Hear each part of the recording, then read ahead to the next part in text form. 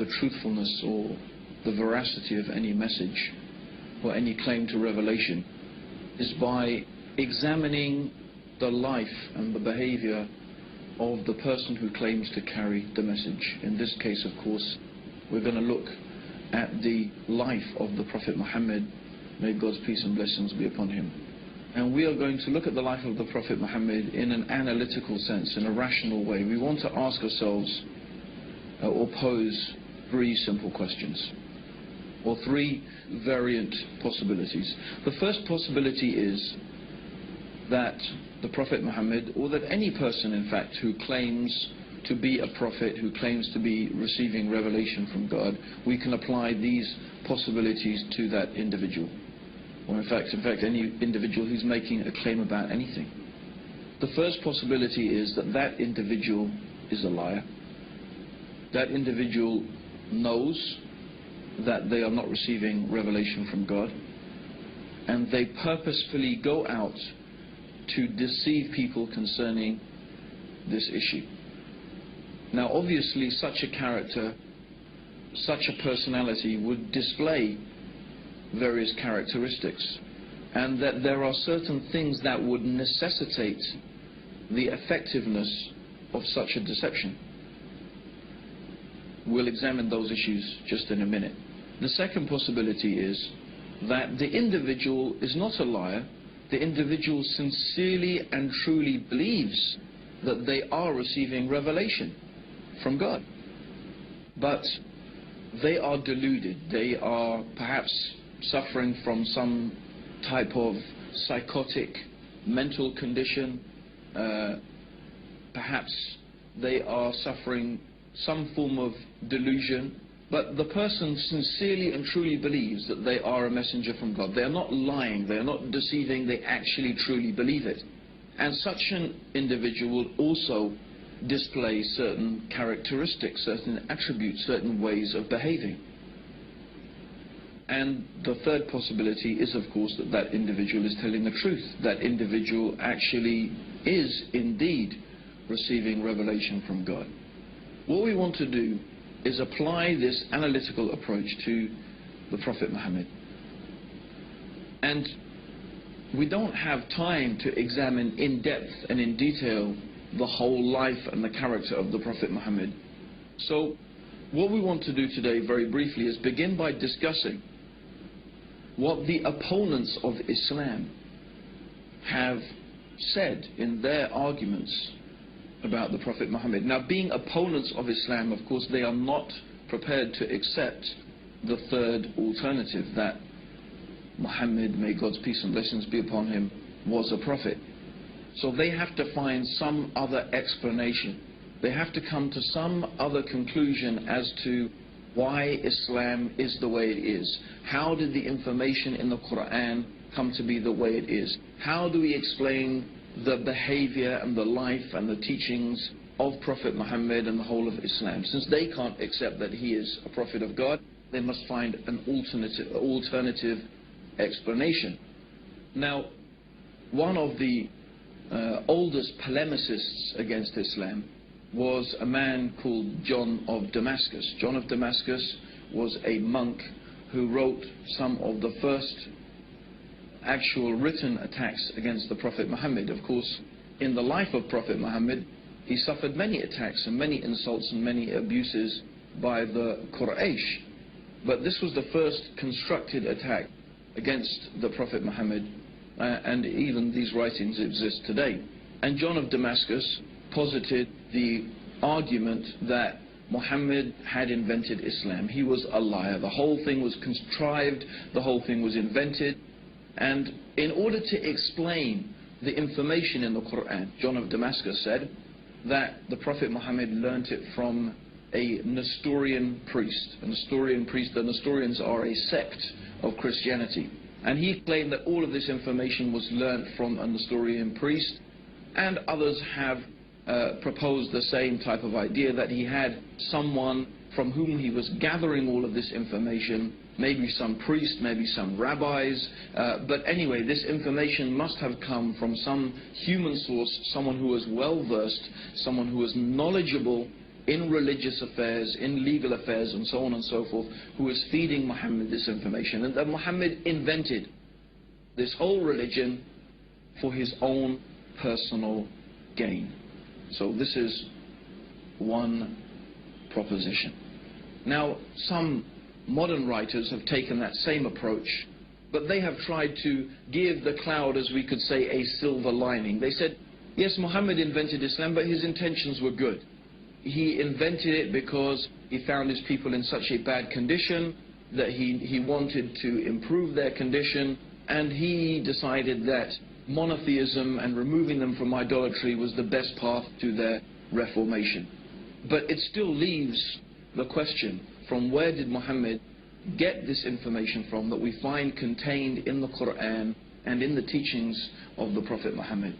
It still leaves us with the position that he must have lied, he must have invented it, he must have got that information from somewhere. So this is one particular group of writers have gone down this line. And they obviously will not accept that the Prophet Muhammad is a messenger from God. The other group has taken a different approach.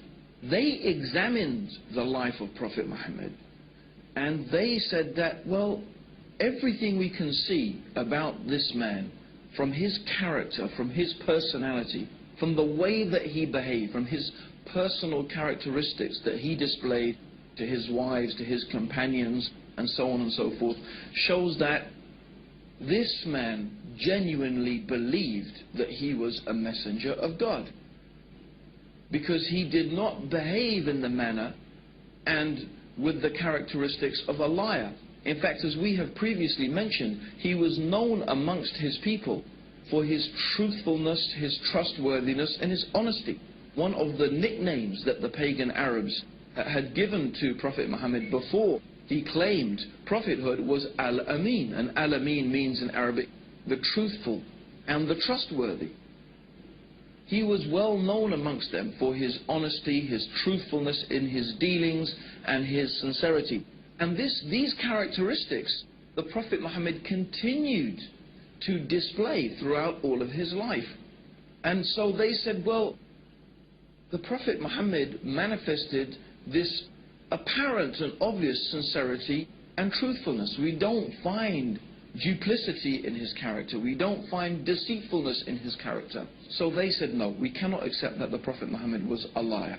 Therefore, we believe that he was deluded. He was suffering from some psychotic condition, some form of epilepsy, some neurosis that made him believe that he was a prophet, but he was a very sincere individual, although concerning the issue of being a prophet of God, of course, we don't accept that. This is what they claim.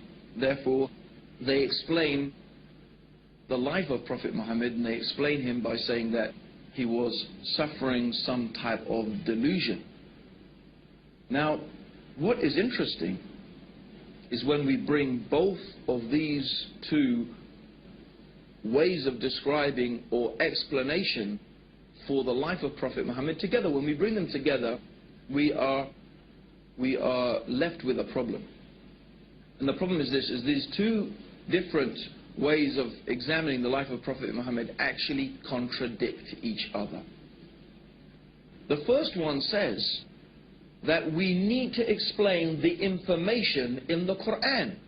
We need to explain its deep knowledge of theology, of philosophy, of law, of religion, of history, of science, and all of these things are manifest and clear in the Quran. Where did this knowledge and information come from? These people say, well, the Prophet Muhammad must have learnt it from someone. But the other is that the Prophet Muhammad was honest and truthful and trustworthy. So on one hand, we need, or the people who are trying to attack the Prophet Muhammad and say that he's not a prophet, they need on one hand to say he was a liar, and they need to say that to explain the information in the Quran. On the other hand, they need to say that he was deluded, because that's the only way that they can explain his truthfulness and his sincerity. But of course, somebody can't be a liar and be deluded both at the same time. You can't be a liar and be deluded both at the same time. You can only have one or the other. but they need both in order to completely and properly explain the life of Prophet Muhammad. Let's further explain that. If you are deluded and you think that you are a messenger of God, when someone asks you a question or when you are confronted with a problem, you don't think, oh, let me run off and ask my source of information, my rabbi or my priest who's teaching me things, because you don't need to, because you think God is going to reveal that to you. So a deluded person does not go off seeking information from someone or somewhere because that person believes that God is going to reveal that information to them. This is how a person who is deluded into thinking they are receiving revelation behaves. So we see the impossibility of having both things at the same time. Of course, a simple way to reconcile these conflicting opinions is that the information in the Quran concerning theology and philosophy and history and science and so on and so forth is there because this knowledge has come from God.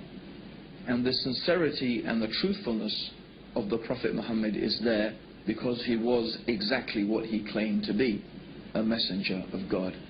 And in fact, this is the sincere and honest way to reconcile these two things, to come to the rational conclusion that the Prophet Muhammad must be what he claimed to be, a messenger of God. Now, I just want to use 3 incidents from the life of the Prophet Muhammad. There are so many that we could use and so many things that we could illustrate our examples with from the life of Prophet Muhammad. In fact, I do encourage everybody to get hold of a good, authentic life history of the Prophet Muhammad written by a Muslim and read it for yourself. And I am sure that if you are sincere and you are honest to yourself, that you'll be convinced that this man is a messenger of God. But I want to take only a few examples.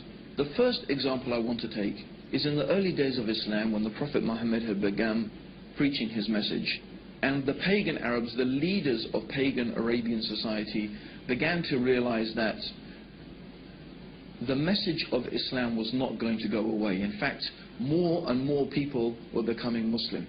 And many of them were slaves and women, the most downtrodden and exploited people in society. And they began to see that Islam had the potential to upset their whole social structure and their status quo and their control over society. So they came with a proposition to the Prophet Muhammad. This is the leaders of the pagan Arabs. They said, look, if you want to be our king, if what you desire by calling people to this religion is to be our king, we will make you our king. If what you desire is money, then we will make you the richest man amongst us. If you desire women, name whatever women that you wish, and we will take the most beautiful women of Quraysh and marry them to you. And if you are suffering from some illness or from some disease that you say this spirit comes and talks to you, we will spend any amount of money and do whatever we can until you are cured from this illness. So if we really think about this offer that was made by the pagan Arabs to Prophet Muhammad, every possible worldly motivation is there. Do you want to be the king? In other words, if the Prophet Muhammad is seeking to be a ruler and to be king, they'll say, we'll make you our king. You want to be rich? If that's your motivation, we'll give you money. You want women? We'll give you whatever women you like. You have some problem, you have some disease, we will spend whatever it takes until it is cured. What is there? What worldly offer is not contained in this offer? It's all there.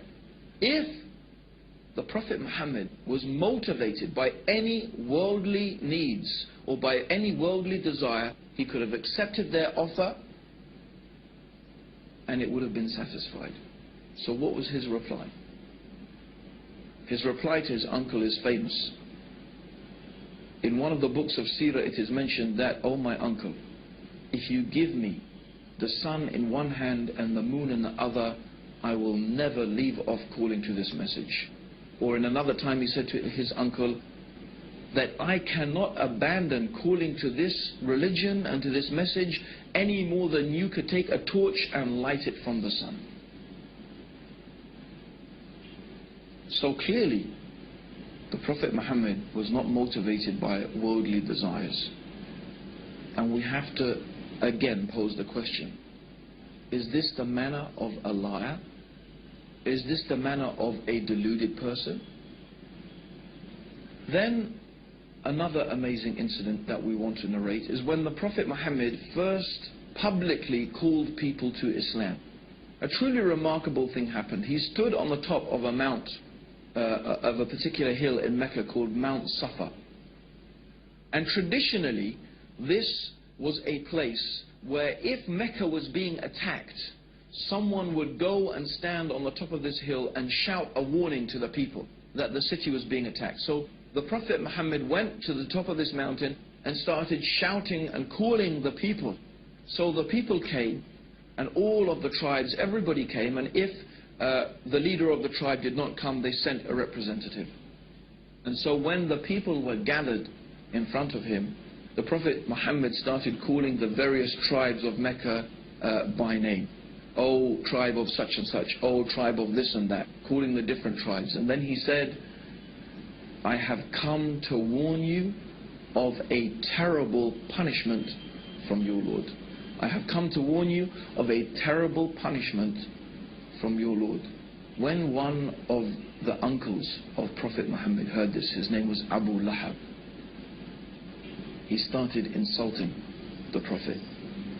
He started cursing the Prophet Muhammad. May your face be rubbed in the dust. Is this what you wasted our time for, Muhammad? For this? You wasted our time for this? We could have been earning money in the marketplace and you wasted our time for this? And this is when some verses of the Quran were revealed. These verses of the Quran are very well there. It's one of the short chapters at the end of the Quran. Tabat yada abi lahabin wa tab. But very briefly, that's not the whole chapter, but what the meaning of this chapter is that this small verse of the Quran is saying that you, Abu Lahab, and your wife, you are going to be in the hellfire because of your persistent disbelief.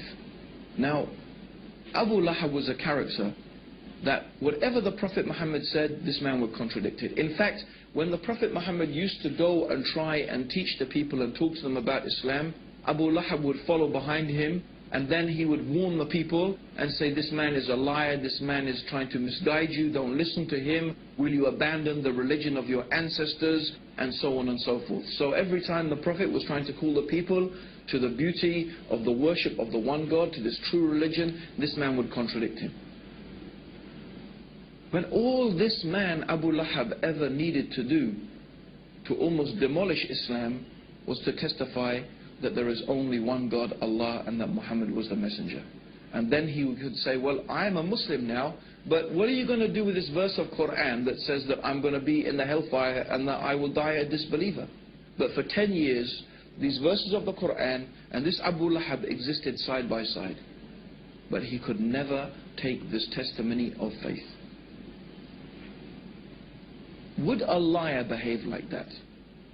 Would someone who is inventing something begin with such a dangerous challenge?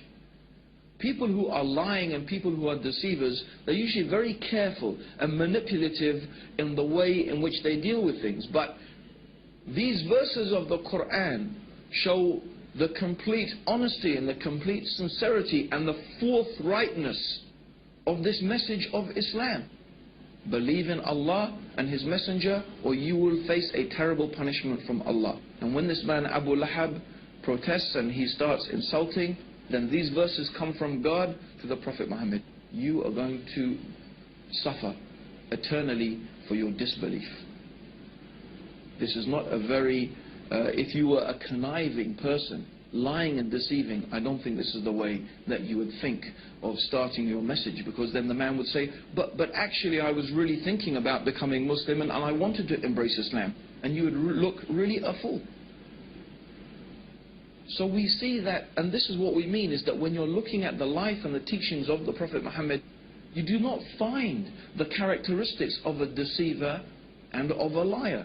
Yet when we go and we examine the Quran, we find all this knowledge, all this information, that even some of these things scientists have only begun to discover today. It's truly remarkable. Now there's one final incident I want to mention that is really, again, a very strong and very clear illustration that the Prophet Muhammad must have been a messenger from God. And this is some later time in Medina. The Prophet Muhammad had a son. The son, his name was Ibrahim, and the Prophet Muhammad, of course, may God's peace and blessings be upon him, you know, he longed for a son, and he had this beautiful son. His name was Ibrahim. But when Ibrahim was 6 months old, just 6 months old, this baby died actually in the arms of the Prophet Muhammad.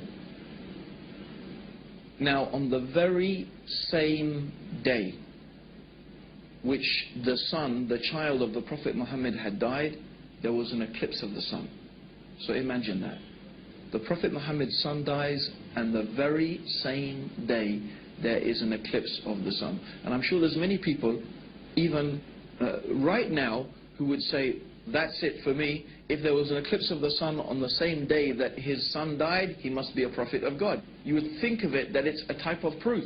And in fact, in those days, when people were very superstitious, they started running out of the buildings. They had heard that the Prophet Muhammad's son had died, and now they were seeing an eclipse of the sun, and they started coming out of their houses saying, look, even the sun darkens for the death of the child of Prophet Muhammad. So this is what the people were saying.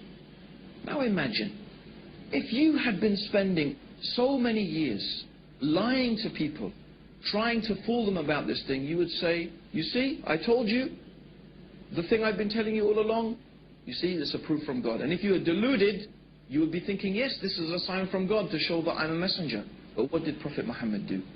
He called the people and he said to them, and when he called them, he assembled them in front of them, he said, this is just the sun and the moon. And they are from the natural ayat of God, the natural processes that God has made. And the sun and moon does not eclipse or rise or set for the death or the birth of any man. So when you see this, pray to your Lord. Is this the words of a deluded person? Are these the words of a liar? No. These are the words of a man who was exactly and truly what he claimed to be, the last and final messenger of God, who has brought the guidance for the peace and the benefits of all humanity until the day of judgment. And this is what we invite you to, based upon your reason and your understanding, that you can think and examine and look, read the Quran, study the life of the Prophet Muhammad, be sincere and be honest, and we feel sure that you will be convinced that there is indeed nothing worthy of worship except the one God, the Creator, Allah, and that Muhammad, may Allah's peace and blessings be upon him, is the last and final messenger from Allah. May God's peace and blessings be upon you all, and may God guide all of us closer to the truth. Assalamu alaikum wa rahmatullahi wa barakatuh.